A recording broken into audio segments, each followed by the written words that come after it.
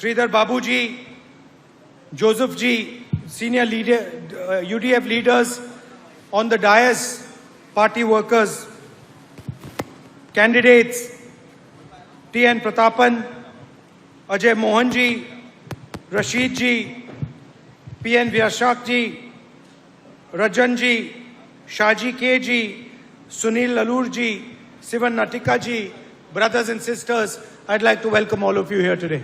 വേദിയിലിരിക്കുന്ന ഐക്യജനാധിപത്യ മുന്നണിയുടെ പ്രവർത്തകരെ, മുതിർന്ന നേതാക്കളെ, സ്ഥാനാർത്ഥികളെ, കോൺഗ്രസ് പാർട്ടിയുടെയും ഐക്യജനാധിപത്യ മുന്നണിയുടെയും പ്രവർത്തകരെ, സഹോദരി സഹോദരന്മാരെ, നിങ്ങളെ എല്ലാവരെയും ഈ യോഗത്തിലേക്ക് ഞാൻ സ്വാഗതം ചെയ്യുന്നു.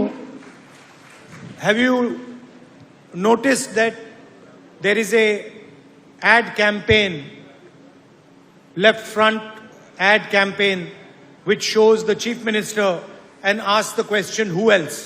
നിങ്ങൾ ഇവിടെ ശ്രദ്ധിച്ചിട്ടുണ്ടോ? ഇടതുപക്ഷ ജനാധിപത്യ മുന്നണിയുടെ പരസ്യ പ്രചരണവും പരസ്യ ബോർഡുകളും, അതിൽ മുഖ്യമന്ത്രിയുടെ പടമുണ്ട്, എന്നിട്ട് ചോദിക്കും മറ്റാരുണ്ട് എന്ന് ചോദിക്കുന്ന പ്രചരണം നിങ്ങൾ ശ്രദ്ധിച്ചിട്ടുണ്ടോ?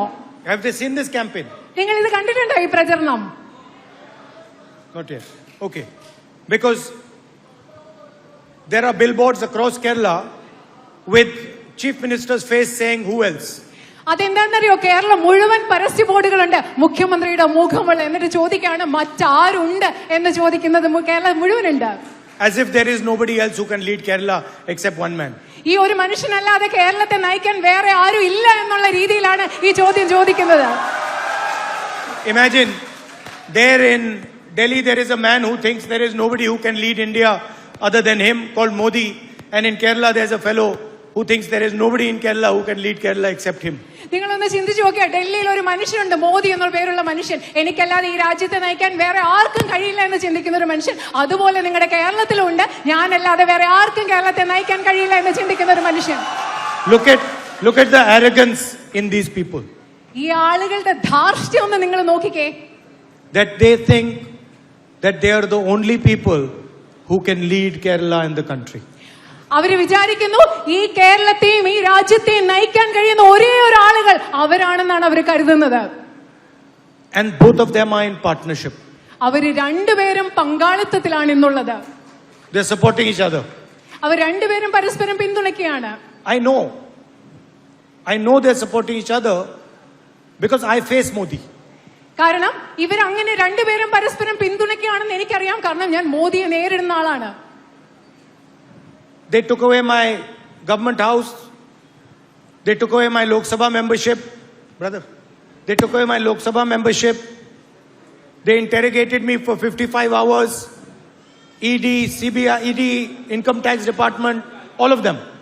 അത് മാത്രമല്ല, അവർ എന്നെ ഔദ്യോഗിക വസതി അവിടെ നിന്ന് എടുത്തു മാറ്റി, എന്റെ ലോക്സഭാ അംഗത്വം റദ്ദാക്കി. അവരെന്നെ മണിക്കൂറുകൾ തുടർച്ചയായി ചോദ്യം ചെയ്തു. അത് മാത്രമല്ല, ഇഡിയും എൻഫോഴ്സ്മെന്റും CBI ഡയറക്ടറേറ്റും CBIയും എല്ലാം എന്റെ പിറകിലാണ്. If you fight the BJP, they will put cases on you, they will attack you. 36 cases on me.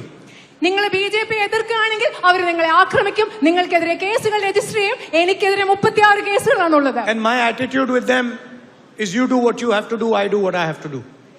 എന്റെ അവരോടുള്ള സമീപനം എന്താണെന്നറിയോ? നിങ്ങൾക്ക് വേണ്ടത് നിങ്ങൾ ചെയ്തോളുക, എനിക്ക് വേണ്ടത് ഞാനും ചെയ്യും. But surprisingly, no cases, no attack from BJP on your chief minister. പക്ഷേ അതിശയകരമെന്ന് പറയട്ടെ, നിങ്ങളുടെ മുഖ്യമന്ത്രിക്കെതിരെ ഒരു കേസും ഇല്ല, നിങ്ങളുടെ മുഖ്യമന്ത്രിയെ ഒരു വിധത്തിൽ ആക്രമിക്കുന്നുമില്ല. Prime Minister Modi comes here in every speech. He talks about God, he talks about Hinduism, he talks about religion. But in Kerala, he does not talk about Sabrimala and the gold stolen from Sabrimala.